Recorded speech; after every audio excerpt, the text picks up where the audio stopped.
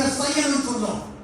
அப்ப ஞாயிற்றுக்கிழமை தான் முக்கியமான நாள் என்று சொல்லி அவங்க என்ன செய்வாங்க? தந்திரமா செய்யும் போது சொல்லிருச்சு, இந்த மகிழ்ச்சியை நடத்த விடாம பண்ணுது அப்படின்னு அதிலேயே கட்டப்பட்டவர்களாக அல்ல, மரண சிறைகளை அறுத்து என் ஆண்டவராகிய தேவன் சொல்லுகிறபடி நாம் செய்யக்கூடியவர்களாக மாறுகிறவர்களாக. எனக்கு எந்த இன்விடேஷன் யார் கொடுத்தாலும் சரி, எவ்வளோ பெரிய ஆள் கொடுத்தாலும் ஞாயிற்றுக்கிழமை நான் போகவே மாட்டேன். அவங்களுக்கே தெரியும் ஞாயிற்றுக்கிழமை ஈவினிங் இப்பப்போ போறேன். ஆனா முந்தி ஞாயிற்றுக்கிழமை வச்சா சுத்தமா எட்டி கூட பார்க்க மாட்டேன். ஞாயிற்றுக்கிழமை ஆண்டவருக்கான நாளாக இருக்கிறது. ஒரு அல்லையா சொல்லுங்க. இயேசு கிறிஸ்துவை சிலுவையில் அடித்து அவரை அங்கே கொன்றார்கள். மூன்றாம் நாளில் அவர் தானாகவே உயிரோடு பிதாவானவர் எழுப்பப்பட்டவராக அவர் உயிர்த்தெழுந்தவராக இருந்தார். ஆனால் இவன் இயேசுவால் 4 நாள் கழித்து உயிரோடு எழுப்பப்பட்டான். கொஞ்ச காலம் வயசாச்சு, 60 வயசு 70 வயசு வயது முயற்சினால் அவன் இறந்தாலும் வயது முயற்சினால் இயேசு உயிரோடு எழுப்பின எல்லாரும் எழுந்தாலும் இயேசு சொன்னார், நானே உயிர்த்தெழுதலும் ஜீவனுமாக இருக்கிறேன். என்னை விசுவாசிக்கிறவன் மரித்தாலும் அவன் பிழைப்பான் என்று ஆண்டவர் சொன்னார். அல்லேலூயா. அந்த ஆண்டவரை தான் நீங்க தேடிக்கிறீங்க. மரித்து 4 நாள் கழித்த ஒருவனை என் ஆண்டவர் உயிரோடு எழுப்பியிருக்கிறார் என்றால் அது மிகப்பெரிய அற்புதமாக அந்த நாளில் பார்க்கப்பட்டது. ஆனால் அவர்களுக்காக விசுவாசத்தின் அளவை ஆண்டவர் பரிசோதித்து பார்க்கும்போது அவருடைய விசுவாச கண்கள் அங்கே மூடினதாக இருந்தது. அப்பதான் ஆண்டவர் சொன்னாரு, இந்த கல்லறையை நீங்க திறந்தாதான் நீங்க உங்க கண்ணு மூடி இருக்கிற அந்த எல்லா அந்த மூடப்பட்டிருக்கிற பிரச்சனைகளை கிழிக்கப்படும். அப்பதான் நீங்க பார்க்க முடியும், பேச முடியும், சேரப்பட முடியும். ஆண்டவர் அவர்களுக்கு உணர்த்தினார். சொல்லுங்க. அல்லேலூயா. செய்தியில நான் நிறைய உண்மை சொல்லவே இல்லை. டைம் நமக்கு 12 ஆயிடுச்சு. ஆனால் இயேசு கிறிஸ்து இந்த உடனடியாக நம்முடைய வாழ்க்கையில சரியான நேரத்தில் வரலங்கிறதுக்காக நம்ம நேசிக்கல, நம்ம கேட்கறத கொடுக்கல அப்படின்றது அர்த்தம். அவர் சரியான காரியத்தை கொடுப்பதற்காக, பெரிய காரியத்தை செய்வதற்காக சில நேரத்தில் ஆண்டவர் தாமதிக்கிறவராக இருக்கிறார். ஒரு அழகிய சொல்லுங்க. அல்லேலூயா. 2 சகோதரிகளும் உயிரோடு எழுந்த அந்த சகோதரரை கூப்பிட்டு இயேசுவோடு அவங்க வீட்டுக்கு திரும்பி போனாங்க. ஒரு அழகிய சொல்லுங்க. இந்த காலத்துல உன் வாழ்க்கையில எந்தெந்த இடங்கள்ல எந்தெந்த காரியத்துல நீ ஒன்று மாறாது, இது மரித்து போனது, இது இழந்து போனது, இது எனக்கு திரும்ப கிடைக்காது, என் வாழ்க்கையில நடக்காது என்று சொல்லிக் கொண்டிருக்கிறாயோ, இயேசுவால் ஒன்று செய்ய முடியாது என்று நீ நினைத்துக் கொண்டிருக்கிறாயோ, அந்த காரியங்களெல்லாம் என் ஆண்டவர் எழுப்பக்கூடிய வல்லமையுள்ளவர் என்பதை உணர்த்துவதற்காகவே இந்த காலத்துல இந்த சம்பவத்தை உணர்ந்து எனக்கு சொல்லக்கூடியவராக இருக்கிறார். அல்லேலூயா. அல்லேலூயா. இங்கிலாந்து தேசத்துல ஒரு கல்லறையில இப்படி எழுதி இருந்துச்சான் ஒரு வாசகம். என்ன எழுதிருச்சுன்னா, நடந்து போகிறவர்களே கொஞ்சம் நில்லுங்கள், என்னை வாசியுங்கள் என்று சொல்லி. இன்றைக்கு நீங்கள் இருப்பது போல ஒரு காலத்தில் நான் இருந்தேன், இன்றைக்கு நான் இருப்பது போல நீங்கள் இருக்க போகிறீர்கள். ஆனால் என்னுடைய இடத்துக்கு நீங்கள் வருவதற்கு நீங்கள் ஆயத்தப்படுங்கள். அப்படி ஒரு வாசகம் எழுதி இருந்துச்சு. அந்த பக்கம் நடந்து போற ஒரு குசும்பு ஆசாமி என்ன பண்ணாரா, அதுக்கு கீழே தான் சொந்த இடத்துல போய் எழுதினாராம், நீங்கள் போன வழியிலே நான் போவதற்கு நீங்கள் எந்த வழியில் போனீர்கள் என்று எனக்கு இந்த வரைக்கும் தெரியவில்லை என்று எழுதியிருக்கிறார். அல்லேலூயா. அல்லேலூயா. நீங்களும் நானும் மரித்த உடனே பரலோகத்துக்கு போக வேண்டும். இந்த லாசர் மரித்தாலும், கடைசி காலத்துல அவன் வயது முதிர்ச்சினால் மரித்தாலும், அவன் இயேசு இருக்கக்கூடிய பரலோகத்துக்கு அவன் நடந்து சென்றவனாக இருந்தான். அதான் கவனிக்கணும். அப்ப இறந்தவனை 2 இடம் இருக்கு, ஒன்று பரலோகம், இன்னொன்று நரகம். அந்த நரகத்துக்கு யார் போவார்கள் என்றால், யாரெல்லாம் ஆண்டவராகிய இயேசுவை ஏற்றுக்கொள்ளவில்லையோ, தன் சொந்த ரட்சகராக ஆண்டவராக ஏற்றுக்கொள்ளவில்லையோ அவர்கள் அங்கே போகிறார்கள். ஏன் போக வேண்டும்? இயேசுதான் அன்பான தேவனாச்சு, அவர் நேசிக்கிறவராச்சு, தீங்கு செய்யாதவராச்சு. ஆண்டவரே நான் பூர்வத்தை அவரையும் வாழ்ந்துட்டப்பா, என்னை நீங்க காப்பாத்தின ஆண்டவரே சொன்னா அவர் ஏற்க மாட்டாரா? அப்படி இல்ல. ஆண்டவர் சொல்லுகிறார், மனிதன் செய்கிற எல்லா தவறுக்கான தண்டனை அங்கே நீ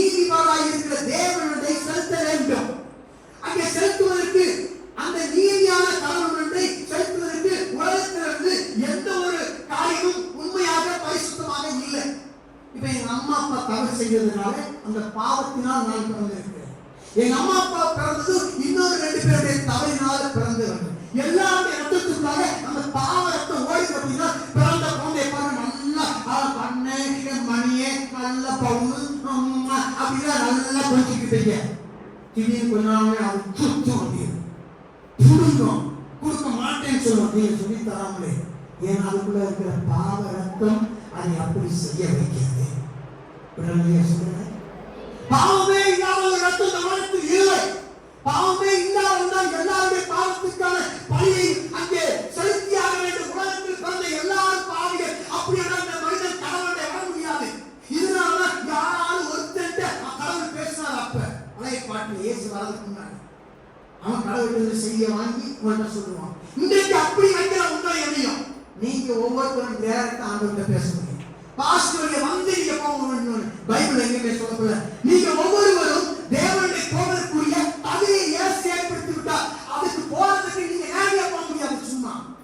ஆனா ஒரு மெத்தட் இருக்கு. இயேசுவின் ரத்தத்தின் மூலமாக பிதாவுடைய நேரடியாக நீங்க போகலாம்.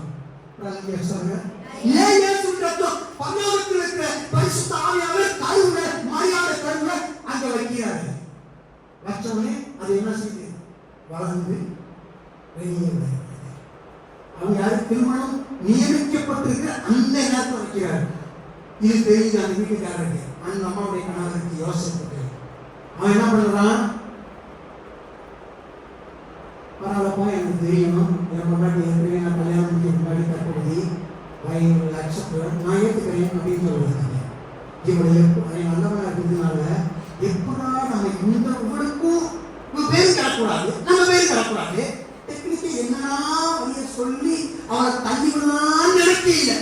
நடக்கவில்லை. நிறைய பேருக்கு போயிங்கன்னா நேரம் போயிங்கன்னா யோசிப்புக்காக வேண்டி யோசனைகளுக்காக வேண்டிக் கொள்ளும் மரியாதைகளுக்காக வேண்டிக்கும் எல்லாரும் வேண்டிக்க தேவையில்லை. நீங்களே கேட்க வேண்டும். ஒரு நாள் உண்மையிலேயே இயேசுடைய அம்மா அப்பா இயேசுவோட பெரியவங்களா இருந்திருந்தா யோசேப்பு ஏன் இயேசுவை அங்கே மரியாதை வைத்திருக்கும்போது ஏன் தள்ளிவிட அவன் நினைத்திருக்க வேண்டும். அவன் மனுஷ பிறவி, மரியாதை மனுஷ பிறவி, யோசேப்பு மனுஷ பிறவி. அவன் ஏவல் மரியாதை வந்தவர்கள். அவன் இயேசு மாத்திரம்தான் பிதாவினாலே பரிசுத்த ஆவியானவர் கருவாக வைக்கப்பட்ட பரிசுத்தமான தெய்வமாக இருக்கிறார். சில பேர் கட்டுகள் அறிவுவாங்க. மரியாதையும் திருவிழா வச்சாங்க. அவங்களும் உயிரோட வந்துட்டாங்க. மரியாதை பிள்ளையை பைபிள் சொல்லி இருக்கு. இயேசு பிரசன்ட் பண்ணும்போது இயேசுவே உங்க அம்மாவும் உங்க சகோதரன் வந்திருக்காங்க சொல்றாங்க. இயேசு சொல்றாங்க, எனக்கு யார் அம்மா, எனக்கு யார் சகோதரர்கள்? அவனை இயேசு அம்மா இல்லையா, சகோதரர் இல்லையா? இருந்தாங்க. அதுக்காக பைபிள் படிக்கணும்னு சொல்றேன். நான் சொல்றதால நீங்க தலையாட்டி உண்மையா போகக்கூடாது. ஃபாதர் சொல்றாங்க அதெல்லாம் உண்மை. நீங்க தலையாட்டி போய்கிட்டே இருக்கக்கூடாது. அதான் நீங்க பைபிள் ஒவ்வொரு கையிலும் இருக்க வேண்டிய ஒன்று. உங்களுக்குன்னு உங்க வீட்டில் ஒரு தட்டு இருக்கும், உங்களுக்குன்னு செருப்பு இருக்கும், இன்னைக்கு உங்களுக்குன்னு மொபைல் போன் இருக்கும். பாட்டி கூட வந்த பக்கத்துல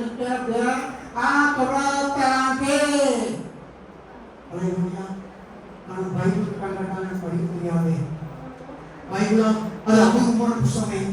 ஐயோ பைபிளா அது சின்ன சின்ன எழுத்தா இருக்கு, ரொம்ப நிறைய எழுத்தா இருக்கு. அதான் யூடியூப்ல இருக்கு. போய் டக்குன்னு வந்து நான் பண்ணுங்க, காதுக்கு நல்லா கேட்கும். ஒரு கேட்கத்தான் காது நமக்கு ஏசாதான் அடிச்சுன்னா இதோ காது நான் சொல்றேன் கேட்டுக்க. காது இல்லாதே போய் கேட்கலாம். ஒரு சொல்றேன்.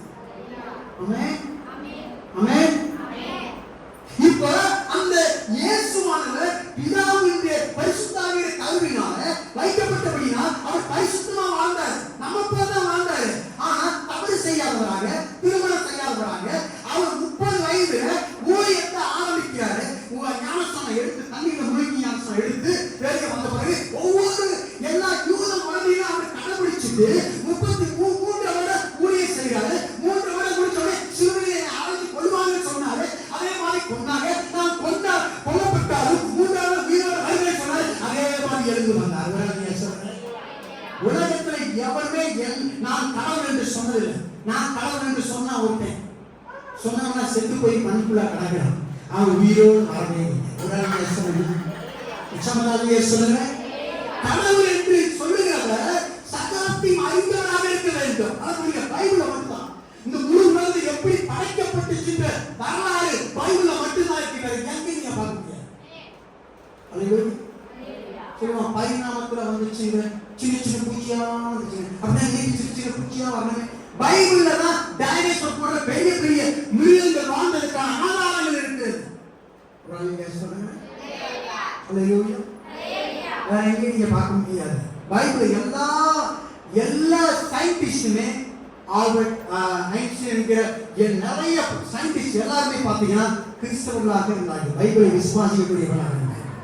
ஆம்ஸ்ட்ராங் ஆல்ட்ரின் என்கிறவர் அங்கே சந்திரனுக்கு போனாரு, நிலாவுக்கு. அவர் பைபிளை கொண்டு தான் வச்சாரு. ஒரு அவங்க சொல்லுங்க. இப்ப போய் இவ்வளவு வருஷம் கழிச்சு நம்ம போயிட்டு நான் சந்திரன் பார்த்தேன், நான் அதை பார்த்தேன்றாங்க. முட்டாப்பில உனை விட எனக்கே அவன் போயிட்டான். ஒரு அவங்க சொல்லுங்க. வெளிநாடு இன்னைக்கு கிட்டத்தட்ட 50 வருஷத்துக்கு நீங்க பின்னாடி இருக்கிற மாதிரி. அது இந்த ஆட்சி 50 வருஷத்துக்கு பின்னாடி தெரிவிச்சோம். நீங்க 100 வருஷத்துக்கு பின்னாடி இருக்கிறோம். யோசிச்சு பாருங்க, அவன் எவ்வளவு அட்வான்ஸ் பாருங்க. ஏன்னா பைபிளை நீங்க நான் விசுவாசிக்கும் போது நம்மை ஆண்டவர் அறிவாளியாக மாற்றினேன். வல்லமையில தேவனாக இருக்கிறார். செத்தவரை உயிரோடு எழுப்புகிற மாத்திரமல்ல, உன் வாழ்க்கை எல்லாம் செத்தவர்கள் இருக்கிறோ அதையெல்லாம் உயிரோடு எழுப்பக்கூடிய வல்லமை அவர்களுடைய கையில மாத்திரம்தான் இருக்கிறது. இப்ப ஆண்டவர் நியாயம் தீர்க்க வேண்டும். இந்த உலகத்துல யாராலும் நீதியான இதை செலுத்த முடியாது. பாவத்துக்கான பிராயச்சித்தத்தை செலுத்த முடியாது. பழைய பாட்டு என்ன பண்ணா, கண்ணுக்குட்டி அடிச்சான். ஆண்டவரே கண்ணுக்குட்டி ரத்தத்தை வாங்கிக்க, என்னை எப்படியாவது காப்பாத்து. ஆட்டுக்குட்டி ரத்தத்தை வாங்கிக்க, காப்பாத்து. இப்ப ஆண்டவர் பார்த்தாரு, மனசு செஞ்ச தப்புக்கு மனிதனுடைய ரத்தம் தான் சிந்தப்படணும், பாவமே இல்லாத ரத்தம். இயேசு நம்மை போல மனிதனாக இருந்தாலும் பாவம் இல்லாத வாழ்ந்தார். இயேசு பிதாவான வானத்திலிருந்து தொண்ணூறு வளர்ந்தவர் அனுப்பல. நம்ம போல ஒரு தாய் வயிற்றுல பிறந்து, நம்ம போல பசி, நம்ம போல வேதனை, ஒரு தச்சனுடைய மகனாக அவர் இறங்கி வந்தார். ஒரு ஆசாரி வேலை செய்யக்கூடிய மகனாக இறங்கி வந்தார். கொஞ்ச காலத்திலே அவர் தகப்பனாக இறந்து போயிட்டார். அப்பா இல்லாதவராக, உலகத்தில் அப்பா இல்லாதவராக அவர் இருந்தார். ஆனால் எப்பொழுதும் பிதாவை நோக்கி பார்த்தவராகவே அவர் இருந்தார். அவர் சொன்னார், நான் சாப்பிடுவதற்கு ஒரு சாப்பாடு இருக்கு. அந்த சாப்பாடு என்னன்னா, என் பிதாவுடைய விருப்பம் என்னவோ அதை நிறைவேற்ற எனக்கு சாப்பாடு என்று சொன்னார் இயேசு. ஆமா, யூதர்கள் தன்னுடைய பிள்ளைகளுக்கு முதல் வார்த்தை சொல்லிக் கொடுக்கிற வார்த்தை அப்பான்ற வார்த்தை சொல்லிக் கொடுப்பாங்க. அப்பா அப்படின்னா தகப்பனே, பிதாவே என்ற அர்த்தம். இயேசு சிலுவையில உயிரை விடும்போதும் அந்த அப்பான்ற வார்த்தையை சொல்லி தன் வார்த்தையை, இந்த பூமியில வார்த்தையை முடித்தவராக வருகிறார். யூத குடும்பத்துல ஒவ்வொரு தாய்மார் தன் பிள்ளைகளுக்கு சொல்லிக் கொடுக்கிற முதலாவது வார்த்தை அப்பான்ற வார்த்தை. சொல்லுங்க, நீங்க நானும் இருந்தவரை ஏசப்பா என்று எந்திரிக்கப்படாதவர்களாக இருக்க வேண்டும். ஏசப்பா நீங்க சொல்லி பாருங்க. நீங்க அப்பா அம்மா இல்லாதவர்களா இருந்தாலும் உங்களுக்கு எல்லாம் இருக்கிறது போல ஒரு உணர்வை ஆண்டவர்களுக்கு கொடுத்துட்டு வல்லமையில தெய்வமாக. இப்ப ஆண்டவர் பார்க்கிறாரு, இந்த பரிசுத்தமான ரத்தம் சிந்தப்படுது. இந்த மனுடைய ரத்தம் சிந்தப்படுறத பார்க்கிறாரு. அந்த ரத்தத்தை சிந்தி அவர் மூன்றாவது உயிரோடு எழுந்து அந்த ரத்தத்தோட பரலோகத்துக்கு போறாரு. இந்த மக்களுடைய பாவங்களுக்காக நான் சிந்தித்தேன். இனிமேல் அவங்களுக்கான தண்டனைக்கான அந்த பாவத்துக்கான அந்த தண்டனைக்கான அந்த கூலி இந்த ரத்தமாக பரிசுத்த ரத்தமா ஏத்துக்கங்க. இந்த பிள்ளைகளை நீங்க என்ன செஞ்சீங்க, மன்னிச்சிருங்க எனக்காக என்று பிதாவிட சொல்றாரு. பிதா என்ன பண்றாரு, என் சொந்த குமாரனுடைய பரிசுத்த ரத்தம் இதை விட விலைக்கரையமானது இந்த உலகத்துல எதுவும் இல்லை. அதனால இந்த ரத்தத்தை நான் ஏத்துக்கிறேன். இந்த ரத்தத்தின் மூலமா, இந்த குமாரன் மூலமா யாரெல்லாம் என்கிட்ட வராங்களோ அவங்க நான் ஏத்துக்கிறேன் என்று சொல்ல ஆரம்பிச்சாரு. எங்கிட்ட ஒருவரை வருகிற ஒருவரையும் நான் புறம்பே தள்ளுவதில்லை என்று சொல்ல ஆரம்பிக்கிறார்.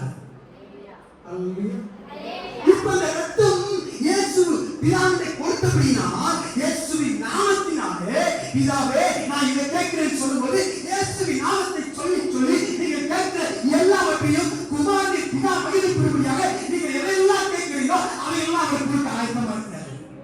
நீங்க இன்னும் கேட்கல, நாங்கள் இன்னும் என் நாமத்தினால ஒன்றையும் கேட்கல. கேளுங்க, அப்பொழுது உங்களுக்கு கேட்கிறவன் எவ்வளவு பெற்றுக் கொள்ளுகிறான். நம்ம போய் அப்பா கிட்ட கேட்கிறோம், மாமா கிட்ட கேட்கிறோம், சித்தப்பா கிட்ட கேட்கிறோம், நண்பர்கிட்ட கேட்கிறோம். உண்மையான அப்பா கிட்ட என்ன கேட்க ஆரம்பிக்குது.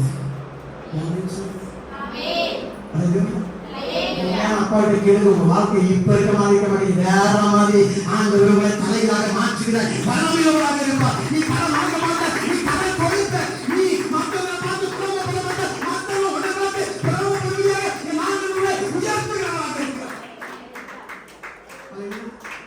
இயேசு எப்ப பார்த்தாலும் பிதாவை தான் நோக்கி பார்த்துக்கிட்டே இருந்தார். ராகத்தான் நேர் முட்டி அவர் பிதாவை நோக்கி பார்த்து ஆண்டவரே ஒரு ஜெபம் பண்ணார்.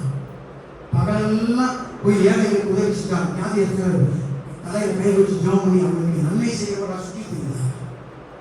விசுவாசம் பிரிவுகளை அழித்து முடிக்கிறாங்க வந்தேன்னு சொல்லி எல்லாருக்கும் விடுதலை கொடுத்துக்கிட்டே இருந்தாங்க இயேசு கிறிஸ்து. நான் போன வாரத்துக்கு முன்னாடி என்ன சொன்னேன், விசுவாசம் என்ன செய்ய முடியவில்லை, ஒருத்தரையும் சாகடிக்க முடியவில்லை. காரணம் இயேசு செத்தவர்களை உயிரோடு எழுப்பினார். பிசாசால் மக்களுடைய கால்களை செவிடாக வைத்திருக்க முடியவில்லை. காரணம் இயேசு கிறிஸ்து அங்கே பிசாசால் அங்கே செவிடாக வைத்திருந்த எல்லாருடைய செவியையும் திறந்துவிட்டவராக இருந்தார். அங்கே பிசாசால் ஒருவரையும் அங்கே குருடராக வைத்திருக்க முடியவில்லை. இயேசு குருடர்களுடைய கண்களை திறந்தவராக இருந்தார். பிசாசு என்னெல்லாம் சொல்லி மக்களை அடிமைப்படுத்தி வைத்திருந்தாலும் அந்த அடிமையான கட்டுகள்லாம் ஆண்டு உடைச்சிட்டார். பிசாசு பேயை அழிக்கிறதுக்கு அப்படின்னு சொன்னார். சொன்ன 3 நாள் தான் நரகத்தில் கொண்டாட்டம் நடந்துச்சு. 3 நாளுக்கு பிறகு பிசாசோட ரக்கம் உடைஞ்சு அவன் கால் ஒடிஞ்சு அவன் அங்க போய் அங்கே நரகத்தில அந்த சங்கிலியில அந்த சாவியை எடுத்துக்கிட்டாரு. அங்க ஆரம்ப அங்கே ஏமாத்தி வாங்கிட்ட அந்த கிரீடத்தை எடுத்துக்கிட்டாரு. அங்க பரலோகத்துக்கு வந்தார். பிதாவானவர் என்னுடைய பரிசுத்த மகன் உயிரோடு வந்திருக்கிறான், அங்க ரத்தத்தை சிந்திருக்கிறான். அந்த ரத்தத்தோடு இருக்கிற ஆண்டவர் என்ன பண்ணாரு, பரலோகத்தின் திரவங்களை கொடுத்தார். இப்ப இயேசு அந்த பாதாளத்தின் சாவியையும் அங்க பரலோகத்தின் சாவி வாங்கிட்டு அதை என்ன பண்ண ஆரம்பிச்சாரு, சீசர்களை பார்க்கறதுக்கு வந்தாரு. சீசர்களை சொன்னாரு, வானத்திலே மேலையும் கீழே பூமியிலையும் சகல அதிகாரம் எனக்கு கொடுக்கப்படுகிறது. அதெல்லாம் நீங்கள் போய் சகல காரியங்களும் சுவிசேஷத்தை பிரசங்கித்து பிதா குமாரன் பரிசுத்தவான்களை ஞானஸ்நானத்தை அவர்களுக்கு கொடுங்கள். முழு அதிகாரத்தை பிதா எனக்கு கொடுத்திருக்கிறார், நான் அந்த அதிகாரத்தை உங்களுக்கு கொடுக்கிறேன் என்று சொன்னார். உங்க கையில ஆண்டவர் எவ்வளவு அதிகாரத்தை கொடுத்திருக்கிறாங்க நீங்க தெரிஞ்சுட்டீங்கன்னா நீங்க இப்படி உட்கார்ந்து இருக்க மாட்டீங்க, இப்படி கவலைப்பட்டு இருக்க மாட்டீங்க, இப்படி அமைதியா இருக்க மாட்டீங்க. தேவனுக்காக ஒவ்வொரு நாளும் இந்த அதிகாரத்தை செயல்படுத்துகிறவர்களாக இருப்பீர்கள், அப்போஸ்தலர்களாக இருப்பீர்கள், ஊழியர் செய்கிறவர்களாக இருப்பீர்கள். யாரையும் கையில் வைத்து அவர்கள் உயிரோடு எழுப்பக்கூடியவர்களாக இருப்பீர்கள். Hallelujah. Hallelujah. You don't know how much power you have in your hand right now. ஆண்டவனால எவ்வளவு வல்லமை ஆண்டவர்களுக்கு கொடுத்திருக்காங்க உங்களுக்கு தெரியாது. நீங்க எவ்வளவு பெரிய ஆள் தெரியுமா, நீங்க எவ்வளவு விசேஷமானவங்க தெரியுமா. மதமதே என்ன அப்படின்னா இன்னும் கொஞ்ச நாள்ல பாருங்க என் ஆண்டவர் ஒண்ணு முன்னாடி உயர்த்துவார். ஒரு ஐயா சொல்றேன், அவர் ஏற்கனவே பார்த்துட்டா உடைய வாராக்களும் தலையாக்கவே கியாமத் ஆகவே ஓ உன்னை தொழுகை கண்ணி மய கொடுக்க உனக்கு உருவாக்கப்படும் எந்த ஆயுதமும் வாட்டால போகும். உனக்கு உருவமா எழுதக்கூடிய நாள கூட நீயே குற்றப்பட்டுகிற அளவுக்கு உன்னை உயர்த்துவேன்னு சொல்றாங்க. ஆமா, அவர் சொல்ல ஆகும் அவர் கையிட நிற்கும் என்று சொல்லப்பட்டிருக்கிறது. ஒரு ஆளியா சொல்லுங்க, இயேசு தண்ணீரிலே நடந்தவர், புயலை அடக்கியவர், திரளான ஜனங்களை போஷித்தவர், தான் தண்ணீரை திராட்சரசமாக மாற்றியவர். அங்கே ஆண்டவராகிய தேவன் அங்கே மரித்து போய் கிடந்தவனை ஆண்டவர் உயிரோடு எழுப்பியவர், வாய் பேச முடியாமலே அங்கே பேச வைத்தவர், எல்லா தண்ணீரையும் துளைத்தவர். அப்படிப்பட்ட இயேசுவை யாருக்கு தான் பிடிக்காது வேண்டாம் என்று சொல்வார்கள், முட்டாள் தான் அப்படி சொல்லுவான். ஹல்லேலூயா, ஹல்லேலூயா. இயேசு உங்ககிட்ட இருந்துச்சா ஒரு ப்ராப்ளம் சால்வ். ஒரு அலிகேஷன். ஹல்லேலூயா. அடுத்த வாரம் பாயிண்ட் ஒன்று போட்டேன், இதுதான் பரமானது. ஒரு அலிகேஷன். ஹல்லேலூயா. நீங்களும் நானும் என் பக்கத்தில் யார் இருக்கிறாங்கிறத தெரிஞ்சுக்கிட்டா போதும். ஆண்டவரே என்னைக்கோ நடக்கணும் மாத்தாங்க பேச மாட்டோம். கண்ணில் என்ன செய்வோம், புரட்டதுக்கு ஆயுதமாக இருக்கும். ஒரு அலிகேஷன். ஹல்லேலூயா. எத்தனை பேர் தேவன் உங்களுக்கு பெரிய அற்புதம் செய்யணும்னு நினைக்கிறீங்க? நீங்க நினைக்கிற வர மாட்டார், பரவாயில்லையா? நீங்க கூப்பிட்டோன்னு வர மாட்டார், பரவாயில்லையா? உங்க நம்பிக்கையெல்லாம் சாகணும்னு ஆண்டு வெயிட் பண்ணுவார், பரவாயில்லையா? நான் 2 நாளுக்கு முன்னாடி வந்திருந்தால் லாஸ்ட்டுக்கு சாக மாட்டான், அவன் சாகணும்னு ஆண்டு வெயிட் பண்ணுவார், பரவாயில்லையா? என்னோட சாகக்கூடாதுன்னு ஜெபம் பண்ணணும். ஆண்டவர் செத்து போனதை உயிரோடு மரித்து கிடக்கிற நிலைமையிலே உயிர்க்கிற ஒன்றை என்னை ஆண்டவராகிய தேவன் உயிரோடு எழுப்பக்கூடிய வல்லமையுள்ளவராக இருக்கிறார். அங்கே சாதா வியாதியான ஒரு சுகமாக்குவர் தான். ஆனா அதை காட்டிலும் பெரிய செத்து போன 4 நாள் கழிச்ச இவனையே ஆண்டவர் எழுப்பினாரு. அநேக இயேசு மேல விசுவாசம் வைக்கணும். ஆண்டவர் சில நேரத்துல அவர் தாமதிக்கிறவர் போலதான் இருக்கும். ஆண்டவர் எல்லா வேலையை போட்டுட்டு எனக்காக வருவாருன்னு பார்த்தா, என் கூப்பிட்டோன்னே வருவாருன்னு பார்த்தா, இவரு நாங்க நேசிச்சோமே, போஷிச்சோமே, தங்களை இடம் கொடுத்தோமே, இப்படியா செஞ்சோமே. அடுத்த வாரத்தில் இன்னொரு பாயிண்ட் நான் கொடுக்குறேன். ஒரு ஆள் சொல்றேன், இயேசு உங்க வீட்டுக்கு வந்து தூங்குறதுக்கு இடத்தை வச்சிருக்கிறீங்களா? இயேசு உங்க வாழ்க்கையில வந்து சாப்பிடுறதுக்கான இடத்தை வச்சிருக்கிறீங்களா? இயேசு அங்கே நடிகைக்கு புரிய உண்டு, ஆகாயத்து பறவைகளுக்கு கூடு உண்டு. ஆனா மனுஷகுமாருக்கு இடம் இல்லைன்னு சொன்னாரு. ஆனால் அந்த இயேசு வந்து தங்கக்கூடிய ஒரு இடமாக லாசருடைய வீடு இருந்தது போல உங்களுடைய வீடு என் வீடு இருக்கிறதா யோசித்து பாருங்க.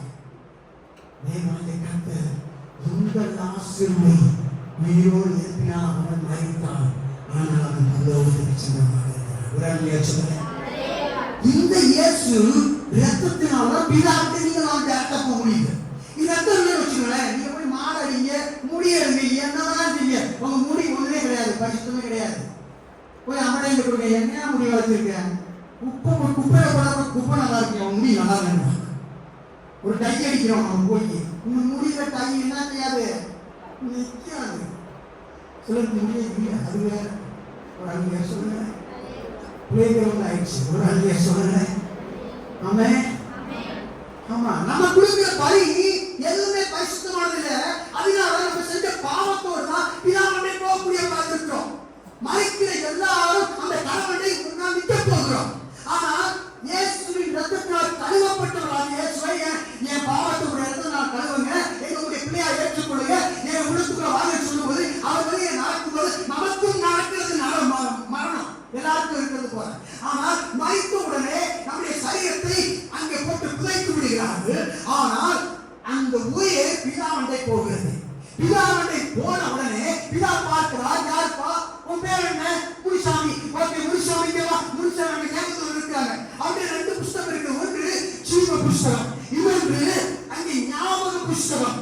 ஜீவ புத்தகத்திலே பேர் எழுதப்படாத எவனும் பரலோகத்துக்கு போக முடியாது. ஜீவ புத்தகத்தில் பேர் எழுதப்படணும்னா இயேசு கற்றுக்கினாலே கழுவப்பட்டவர்களாக இந்த உலகத்தில் இருக்கும்போது மறித்திருக்க வேண்டும். ஆனா ஞாபக புத்தகத்தில் எல்லா பேரும் இருக்கும், எல்லா பேரும் பரத்துல எல்லா பேரும் இருக்கும்.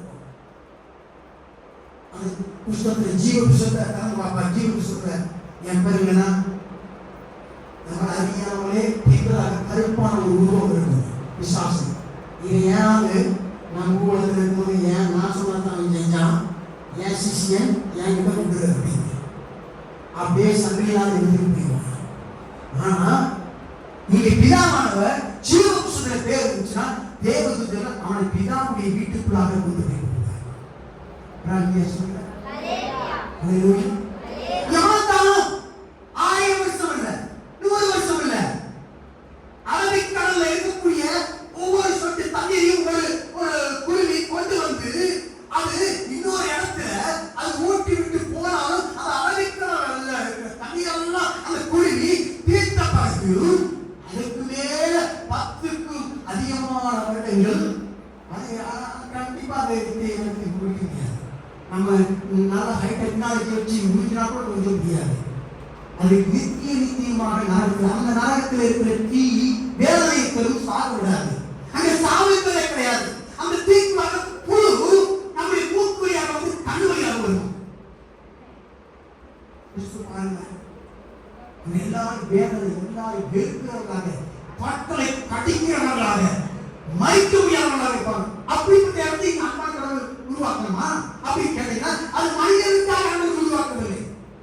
யாரெல்லாம் தேவனுடைய வார்த்தைக்கு கீழ்ப்படியாமல் பிசாசு என்கிற தீய சக்தி பூமியில் இருக்கக்கூடிய தேவனுடைய தாயை படைக்கப்பட்டிருக்கிற மனுஷனை தேவனுடைய அந்த பொல்லாத ஆவிகளை எல்லாரையும் அவர் ஜெயித்து அந்த நரகத்தை வேதனைப்படும்படியாக வச்சிருக்கிறார். யாரால் ஆண்டவருடைய ரத்தத்தை கழுவப்படுகிறோ அந்த வார்த்தையை கேட்டதால் அவனே விட்டுவான்.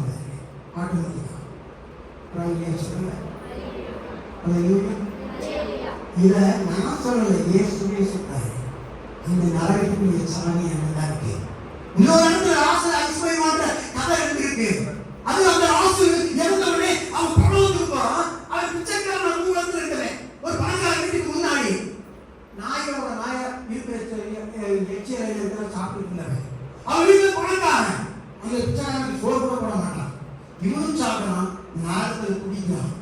சொல்றான், ஆண்டவரே இந்த ராசை என் வீட்டுக்கு முன்னாடி பிச்சை எடுத்துறேன், அவன் பரவாயில்ல நல்லா இருக்கானே.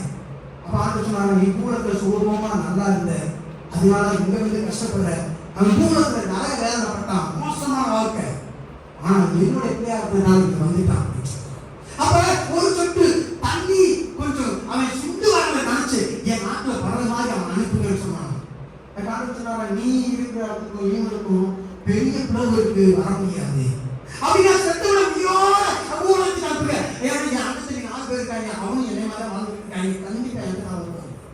இவன் செத்தவன் உயிரோட போய் சொன்னா அவன் நம்பியிருப்பாங்க. அவர் சொல்றாரு, உயிரோடு இருக்கிறவங்களுக்கு உயிரோடு இருக்கிற ஊழியக்காரர்கள் தீர்க்கதரிசிகள் சொல்றதை கேட்கட்டும், எப்படி அப்போஸ்தலர் சொல்றதை கேட்கட்டும். அப்படி கேட்காம செத்தவன் உயிரோட போனா என்ன செய்ய மாட்டான்.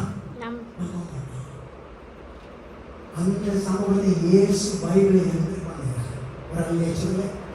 நரகம் பரலோகத்தை பத்தி இந்த பைபிளை அதிகம் பேசுறது இயேசு கிறிஸ்து மாத்திரமே. இயேசு அதை பார்த்தபடினாலே, அதை அறிந்தவராக இருக்கிறபடினா நீங்கள் நான் எச்சரிப்பை அங்கே ஆண்டவர் நமக்கு கொடுக்கக்கூடியவராக இருக்கிறார். தேவன் நம்மை நேசித்தபடினால் வரக்கூடிய ஆபத்தை குறித்து நமக்கு எச்சரிப்பு கொடுக்கிறார். மகளே மகளே, நான் உன்னை நேசிக்கிறேன், நீ அங்க போயிடக்கூடாது, உன் சொந்தம் அங்கே போயிடக்கூடாது. இதுக்காக நான் உலகத்தில் இயேசு வந்து மரண அவசரப்பட்டார். நீங்க நானும் இந்த நரகத்துக்கு போகக்கூடாது என்பதற்காக. மரணம் நமக்கு எப்போ வேணாலும் சம்பவிக்கும், எங்க வேணாலும் சம்பவிக்கும். ஆனா இன்றைக்கு நாம் மறிப்போமானால், இந்த நிமிஷம் நாம் மறிப்போமானால் அவருடைய பரலோகத்துக்கு போக முடியுமா? அப்படி போக வேண்டுமானால் இயேசுவை இடத்தினால் என்னை கழுவும் ஆண்டவரே, என்னை கழுவும் ஆண்டவரே. ஏன் நான் எவ்வளவு தவறான எண்ணங்களை செஞ்சிருக்கேன், நினைச்சிருக்கிறேன், கைகளால் செஞ்சிருக்கிறேன், வாயால் செஞ்சிருக்கிறேன், என்னுடைய முழு சரீரத்தால் செஞ்சிருக்கிறேன். என்னை தயவு செய்து மன்னிங்க என்று சொல்லும்போது இயேசுடைய பாவங்களை கழுவி அவர் நம்மை சுத்திகரிக்கிற உண்மையில தேவனாக இன்றைக்கு பாவம் செய்து மரித்த நிலையில இருக்கலாம், ஆத்மா செத்த நிலையில இருக்கலாம். உன் ஆத்மா எத்தனை வருஷம் செத்து போய் இருந்தாலும் இயேசுவால் அதை உயிரோடு எழுப்பக்கூடிய வல்லமை உள்ளவர் உன் வீட்டுக்கு வரக்கூடியவராக இருக்கிறார்.